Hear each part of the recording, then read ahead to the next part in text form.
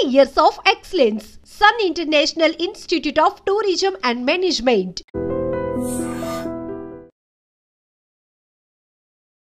Captain sir, good afternoon. Sir, you have contested last elections from Jubilee Hills and lost. What do you think of your chance of contesting this time in by-election that is going to be held at Jubilee Hills constituency? पहले तो मैं सबको సలాం అలైకుం बोलता हूँ. అందరికీ నమస్కారం. నేను 100% పోటీలో తప్పకుండా ఉన్నాను. ఈ ఎలక్షన్లో బై ఎలక్షన్లో కాంగ్రెస్ 100% గెలుస్తుంది. నేను చెప్తున్నా కదా, నేను చాలా హార్డ్ వర్క్ చేస్తాం. అప్పుడు ఆ ఎలక్షన్ ఓడిపోయింది. ఇది చాలా ఫ్యాక్టర్స్ ఉన్నాయి. బట్ ఇప్పుడు ఇది ఎలక్షన్లో మంచి ఫైట్ చేస్తాం, మంచి కాంగ్రెస్కి నేమ్ ఇస్తాం. నేను చెప్తున్నా కదా कि मेरे खड़गे साहब के ब्लेसिंग से, राहुल गांधी जी के ब्लेसिंग से, सोनिया मैडम की ब्लेसिंग से, प्रियंका जी की ब्लेसिंग से और हमारे जो बहुत चाहिए चीफ मिनिस्टर है उनके ब्लेसिंग से और हमारे जो इंचार्ज है मीनाक्षी मैडम, जो मैं उनको काफ़ी ऑलमोस्ट लाइक 21-20 ईयर्स से जानता हूँ, उनके ब्लेसिंग से इंशाल्लाह हम ये सीट कांग्रेस को जीतेंगे और मैं ज़रूर यहाँ से उम्मीदवार होऊंगा, लड़ूंगा.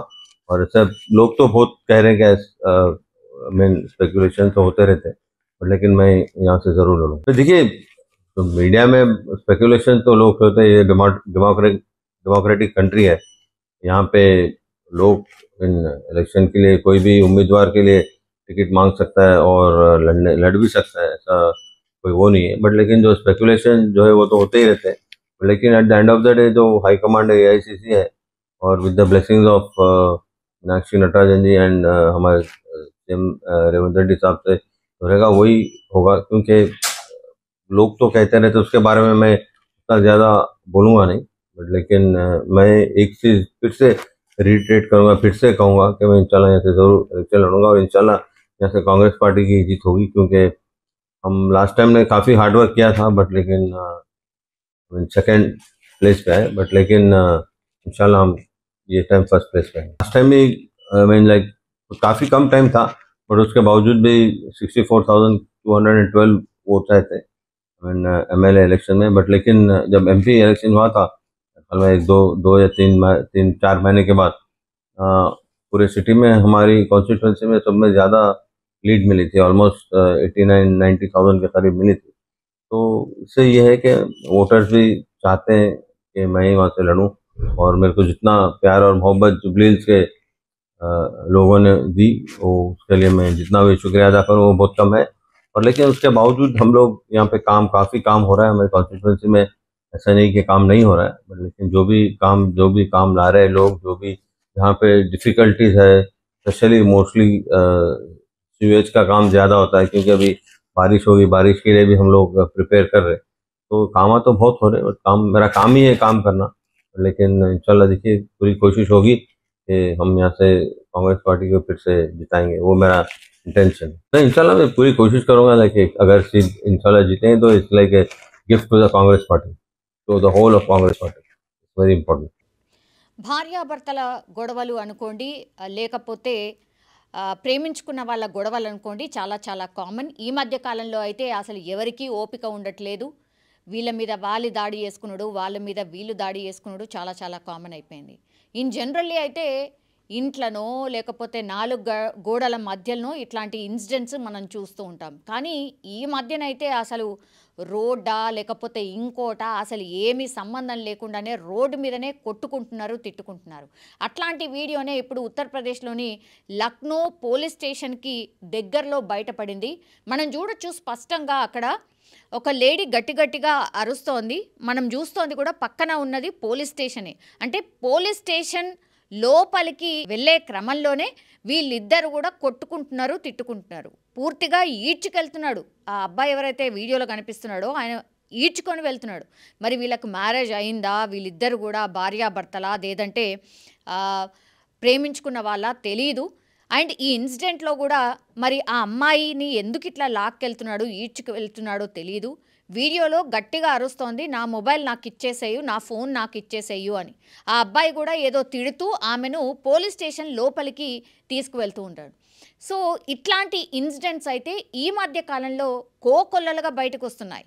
ఇది వీడియో తీసిన అతను పోనీ వీడియో తీస్తున్నాడు ఓకే, కానీ అట్లీస్ట్ అసలు ఆమె ఎందుకు కొడుతున్నాడు, అసలు ఎందుకు తీసుకువెళ్తున్నాడు అని అడిగే ప్రయత్నం కూడా చేయట్లేదు. అంటే సినిమా చూస్తున్నట్టు, సినిమా తీస్తున్నట్టుగా మొబైల్లో వీడియో తీస్తున్నాడు తప్పించి దగ్గరికి వెళ్ళి ఏమైందయ్యా, ఎందుకు ఇట్లా కొడుతున్నావు, అమ్మాయిని ఎందుకు ఇట్లా కొడుతున్నావు, పోలీస్ స్టేషన్ పక్కనే ఉంది కదా, కావాల్సి వస్తే పోలీస్ స్టేషన్లకు వెళ్ళండి, ఇద్దరు కంప్లైంట్ చేయండి, పోలీసులు సాల్వ్ చేస్తారు అని చెప్పే ప్రయత్నం కూడా చేయట్లేదు. మీరు చూడండి, ఆ వీడియో చూస్తున్న క్రమంలో ఈ రోడ్ నుంచి మలుపు తిరిగి ఇంకో రోడ్లోకి వెళ్ళే క్రమంలో ఒక పోలీస్ కానిస్టేబుల్ మనకు ఆ వీడియోలో కనిపిస్తున్నాడు. ఆయన కూడా సినిమా చూస్తున్నాడు కానీ ఏమీ అనట్లేదు. అట్లాగే అక్కడి నుంచి బండి మీద వెళ్తున్నారు, మెయిన్ రోడ్కి దగ్గరలోనే ఉంది, అందరు కూడా సినిమా చూస్తున్నారు కానీ వాళ్ళిద్దరిని వారించే ప్రయత్నం చేయట్లేదు, ఆర్ ఆపే ప్రయత్నం కూడా చేయట్లేదు.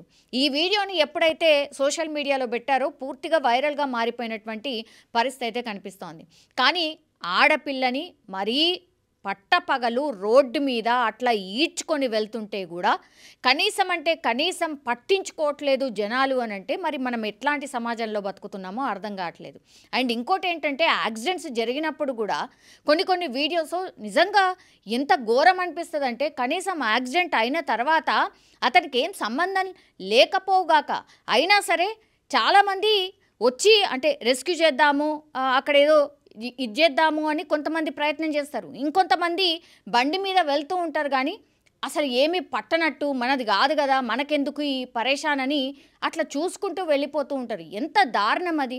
అక్కడ ఎంతమంది ఉన్నా ఒక్కరు హెల్ప్ ఒక్కరికి నిజంగా అవసరమవుతుంది, అయినా సరే మనిషి చనిపోయినా సరే కొంతమంది అయితే చెప్తారు అమ్మో నాకు అసలు రక్తం చూస్తే భయం అవుతుంది, అమ్మో నాకు అట్లా చూస్తే భయం అవుతుంది అని కొంతమంది వెళ్ళిపోతూ ఉంటారు. కానీ అది ఎంతవరకు కరెక్ట్? అందరం మనుషులమే కదా, అట్లాంటి పరిస్థితి ఎప్పుడైనా ఎవరికైనా రావచ్చు. అట్లా రెస్పాండ్ అయ్యే విధానం ఏంది, ఎమర్జెన్సీలో ఎట్లా రెస్పాండ్ కావాలి, కనీసం అది కూడా లేకుండా మనం ఏదో చూసి చూడనట్టు వెళ్ళిపోవడమో లేకపోతే వీడియో తీస్తూ ఉండిపోవడమో ఇది ఎంతవరకు కరెక్ట్?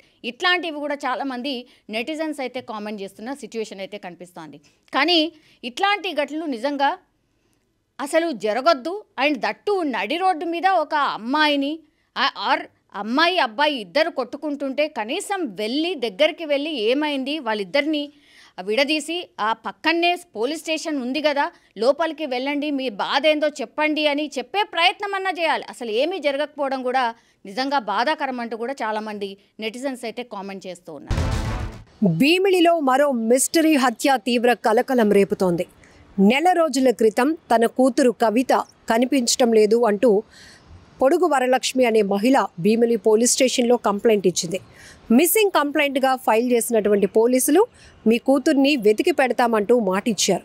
కట్ చేస్తే ఈ నెల 17వ తేదీన భీమిలి ఎర్రమట్టి దిబ్బలు సమీపంలోని ఒక హోటల్కి దగ్గరగా ఉన్నటువంటి నిర్మానుష్య ప్రాంతంలో తల మొండెం వేరు చేసి ఉన్నటువంటి పరిస్థితిలో ఒక అనుమానాస్పద స్థితిలో ఉన్న మృతదేహాన్ని గొర్రె కాపర్లు చూసి ఇమీడియట్గా పోలీసులకు సమాచారం ఇచ్చారు. దీంతో స్థానికంగా ఉన్నటువంటి వారు కూడా పెద్ద ఎత్తున తల మొండెం వేరు చేసినటువంటి ఎవరిదో మహిళ మృతదేహం అక్కడ ఉందట అంటూ అక్కడికి పెద్ద ఎత్తున చేరుకున్నారు.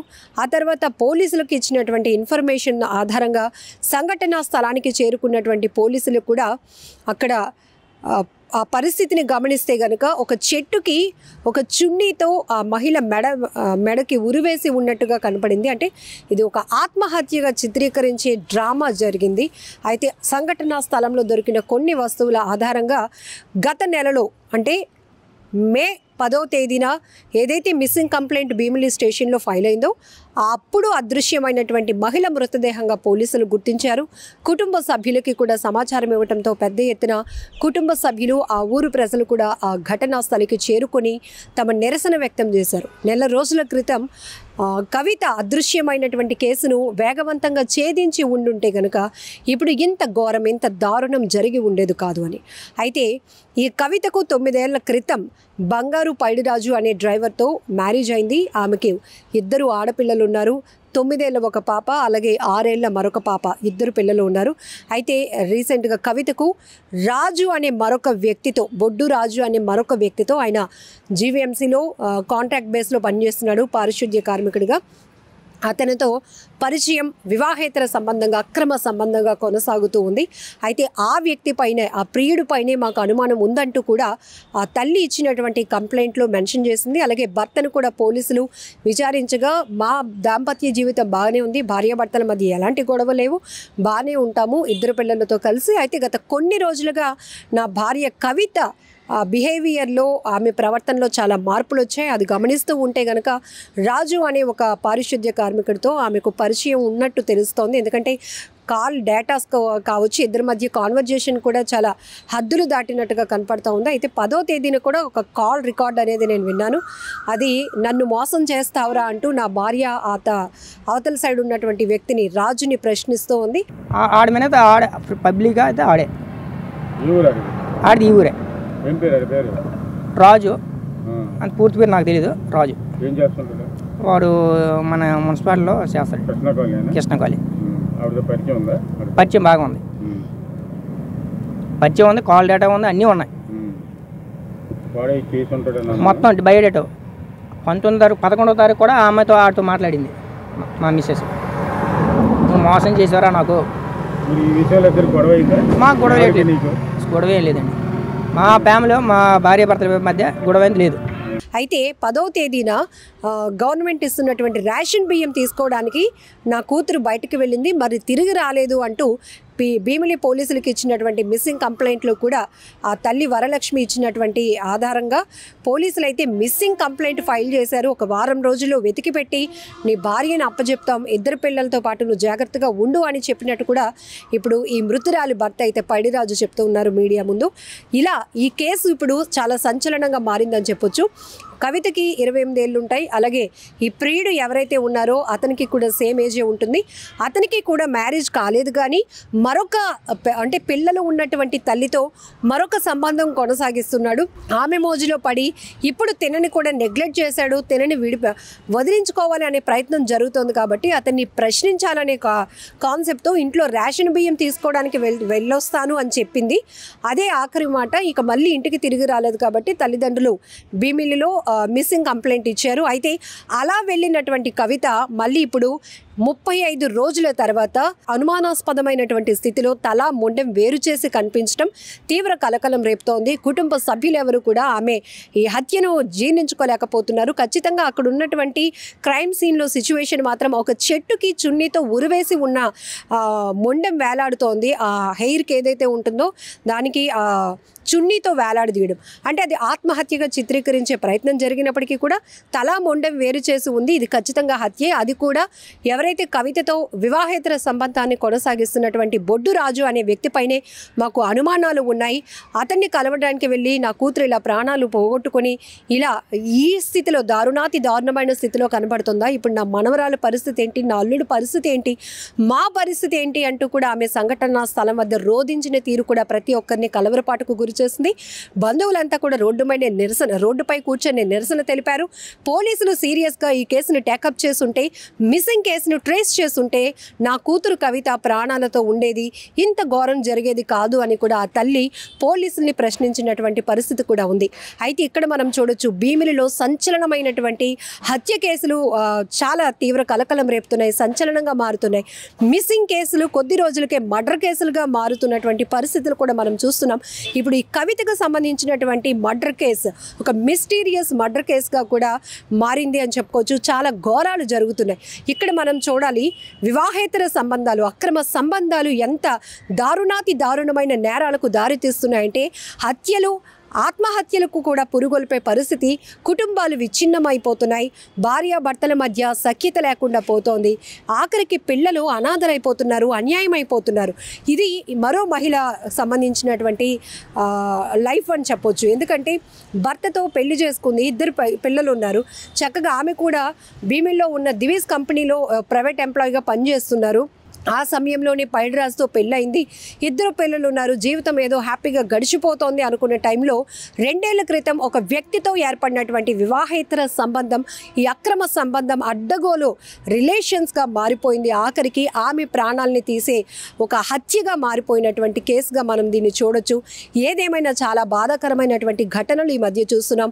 ప్రాంతం ఇక్కడ అక్కడ అని కాదు, ఎలాంటి పరిస్థితిలో జరుగుతున్నాయంటే ఇంకా చెప్పలేం. ఎందుకంటే కేవలం మ్యారేజ్ అవుతున్న తర్వాత కూడా ఈ వివాహేతర సంబంధాల వల్ల హత్యల వరకు వెళ్తున్నాయి. ఎక్కువ శాతం మహిళల్ని వదిలించుకోవాలను, పోనీ వారేదో దీన్ని ఎలా ముందుకు వెళ్తుంది లైఫ్, పిల్లల పరిస్థితి ఏంటి, భార్య భర్తల మధ్య పరిస్థితి ఏంటి అని కూడా కనీసం ఆలోచన లేకుండా అనాలోచితంగా వాళ్ళు వెళ్తున్నారు. అప్పటికున్నటువంటి క్షణికావేశాల వల్ల తీసుకుంటున్నటువంటి నిర్ణయాలు, వాళ్ళ హ్యాపీనెస్ కోసం తీసుకుంటున్నటువంటి నిర్ణయాలు పూర్తిగా ఫ్యామిలీస్లోనే సంతోషం లేకుండా చేస్తున్నాయి. ఇప్పుడు ఈ కవిత మిస్టరీ మర్డర్ తర్వాత 2 పిల్లల పరిస్థితి ఏంటి, ఆ భర్త కూడా ఇవన్నీ తెలుసు. ఒక వ్యక్తితో నా భార్య సన్నిహితంగా ఉండటం వల్ల, ఆ పరిచయాల వల్ల తనలో చాలా మార్పులు వచ్చాయి, పోన్లే కౌన్సిలింగ్ ఇస్తే అట్లీస్ట్ పిల్లలకి దగ్గరగా పిల్లలకి తల్లిగాడైనా ఉంటుందనే ఆలోచన ఆయన చేసినప్పటికీ కూడా ఆమె ప్రవర్తనలో ఎలాంటి మార్పు రాలేదు. గతంలో కూడా ఆమె ఇలానే మిస్ అయితే కంప్లైంట్ ఇస్తే పోలీసులు మళ్ళీ తీసుకొచ్చి కౌన్సిలింగ్ ఇచ్చి 2 పిల్లలు ఉన్నారు, మంచి భర్త, ఇవన్నీ ఎందుకమ్మా అని కౌన్సిలింగ్ ఇచ్చి నచ్చజెప్పినప్పటికీ కూడా ఆమె తిరిగి వచ్చింది. కానీ తన మనసు మాత్రం మారలేదు, తన మైండ్ మాత్రం మార్చుకోలేదు. మళ్ళీ ఇలా రేషన్ బియ్యం తీసుకొని వస్తాను అని తన తల్లితో చెప్పినటువంటి కవిత ఇలా అనుమానాస్పద స్థితిలో చాలా దారుణంగా హత్యకు గురి కావటం మాత్రం తీవ్ర సంచలనం రేపుతోంది. తల మొండెం వేరు చేసినటువంటి పరిస్థితిలో ప్రియుడి చేతిలో ఆమె అత్యంత దారుణంగా హత్యకు గురి కాబడినటువంటి అంశం ఇక్కడ మొదటి నుంచి బంధువులు అలాగే మృతురాలు భర్త అనుమానించినట్టుగానే ఎవరైతే ఈ ప్రియుడు బొడ్డు రాజు అనే వ్యక్తి మర్డర్ చేసినట్టుగా కూడా పోలీసుల విచారణలో ఒప్పుకున్నట్లు, ప్రస్తుతం అతడు కూడా పోలీసుల అదుపులోనే ఉన్నాడు. పోలీసుల విచారణలో ఆయన కూడా ఈ నేరం నేనే చేశాను అని అంగీకరించినట్టు. ఎందుకంటే ఆమె పదే నన్ను తీసుకువెళ్ళిపో, నేను నిన్ను విడిచిపెట్టి ఉండలేను అనేటటువంటి ఒక ఒత్తిడి తీసుకురావడం వల్ల ఆమెను వదిలించుకోవాలని, అంటే 10వ తేదీన కలవటానికి వచ్చింది కానీ ఇక్కడే నేను ఈ నిర్మానుష్య ప్రాంతంలోనే ఆమెను వదిలేసి వెళ్ళిపోయాను. అయినా కూడా ఆమె మళ్ళీ కాల్స్ చేస్తూ నన్ను విసిగిస్తున్న పరిస్థితిలో ఇలా నేను ఈ నేరానికి పాల్పడ్డాను అని కూడా పోలీసుల ముందు ఈ నిందితుడు ఒప్పుకున్నట్టు కూడా తెలుస్తోంది. ఏదేమైనా భీమిల్లో ఒక సంచలనాత్మకమైనటువంటి మిస్టరీ హత్యగా ఈ కవిత కేసు మారిందని చెప్పుకోవచ్చు. చాలా ఘోరం. ఇప్పటికైనా అసలు ఎటుపోతుంది సొసైటీ అన్న భయం వేస్తోంది. ఇలాంటి ఘోరాలు, ఇలాంటి నేరాలు చూస్తుంటే ప్రమాదంలో ప్రాణాలు పోగొట్టుకోవడం వేరు, కానీ ప్రేమ, మోజు, వివాహేతర సంబంధాల వల్ల ఇలాంటి ఘోరాలు, నేరాలు జరుగుతున్నాయి. ఇలాంటి హత్యలు జరగటం వల్ల పూర్తిగా ఫ్యామిలీస్ విచ్ఛిన్నమైపోతున్నటువంటి పరిస్థితులు కూడా కనపడుతున్నాయి. పైరోజు అండి, బంగారు పైరోజు. నేను డ్రైవర్ని అండి. మాది పోస్ట్పట్రాక్ అండి. మీరు ఎక్కడ ఉంటున్నారు? మేము కృష్ణకోళం ఉంటానండి రెంట్కి. నేను వచ్చి ఇక్కడ 4 years అంత 4 సంవత్సరాలు దాటిపోయిందండి. ఎన్నాలంటే ఒకసారి మిస్సింగ్ అయిందండి, వాడి మీద కేసు పెట్టాం, తీసుకొచ్చి మరుసటి రోజు చెప్పాడు. తర్వాత ఒక 10 రోజులు గ్యాప్ ఇచ్చారు సీఏ గారు, అంతే కలుపుదామని. ఈలోగా వాళ్ళ తల్లిదండ్రులుగా ఉంది, నాకట లేరు. సీఏ గారు అన్నారు, నువ్వు ఖాళీ చేసుకుని వెళ్ళిపో, నీ సామాన్లతో పెట్టుకో, వాళ్ళ సామాన్లు నువ్వు పెట్టుకొని వెళ్ళిపో. వాళ్ళు అన్నారు, నా సామాన్లు నేను పెట్టుకొని నేను వేరే నా డ్యూటీ నేను చేసుకుంటున్నాను. అయిపోయింది. 10 రోజుల్లో ఒక 4-5 సార్లు ఫోన్ చేశాను నేను పెద్ద మనుషులకి. వాళ్ళు అన్నారు, పెద్ద మనిషికి కోమలో ఉన్నాడు, కొద్దిగా బాగోలేదని అన్నారు తల్లిదండ్రులు. 5 నెలల 9వ తారీఖు మిస్ అయిందండి. 9వ తారీఖు అమ్మాయి మిస్ అయిపోయిందని మేము కేసు పెడితే 10 నెలలకి అది మేము నోటీస్ పెట్టాం, కంప్లైంట్ ఇచ్చాం. అయిపోయింది. ఇప్పుడు వరకు సీఏ గారు నిన్న ఒక వారం రోజులు నా గ్యాప్ నీకు తీసుకుని వస్తాను, మీ ఆవిడ నీకు అప్పు చెప్తాను, నువ్వు డ్యూటీకి వెళ్ళిపో, పిల్లలు వాళ్ళకి హ్యాండ్ ఓవర్ చేసి అని అన్నారు. నేను డ్యూటీకి వెళ్తాను, నా పని నేను చేస్తున్నాను, వస్తాను, కలుస్తాను స్టేషన్లో. అది ఇక్కడ జరిగింది సిచ్యువేషన్. ఇప్పుడు వేరే వాళ్ళు ఆడ మీద ఆడే పబ్లిక్గా అయితే ఆడే ఆడిది ఈ ఊరే. రాజు అంత పూర్తి పేరు నాకు తెలీదు. రాజు వాడు మన మున్సిపాలిటీలో చేస్తాడు, కృష్ణకాళి. పరిచయం బాగా ఉంది, పరిచయం ఉంది, కాల్ డేటా ఉంది, అన్నీ ఉన్నాయి మొత్తం. బయోడేటా 11వ తారీఖు కూడా ఆ అమ్మాయితో ఆడితో మాట్లాడింది మా మిస్సెస్. నువ్వు మోసం చేసారా నాకు. మాకు గొడవ ఏం లేదండి. మా ఫ్యామిలీలో మా భార్య భర్తల మధ్య గొడవ ఏం లేదు. నిజంగా ప్రస్తుతం ఉన్నటువంటి సమాజం దేనికి ప్రయారిటీ ఇస్తుంది? ఆర్థిక సంబంధాల చుట్టూ మాత్రమే తిరుగుతోంది. మళ్ళీ ఎన్నికలంగానే చాలా విరక్తి కలుగుతాం. మంచి అనిపిస్తుంది కదా, లేడీస్ కూడా ఛాలెంజింగ్ జాబ్స్ చేసినప్పుడు చాలా బాగుంటది. ట్రాఫిక్ అసిస్టెంట్స్ గా నియమించిన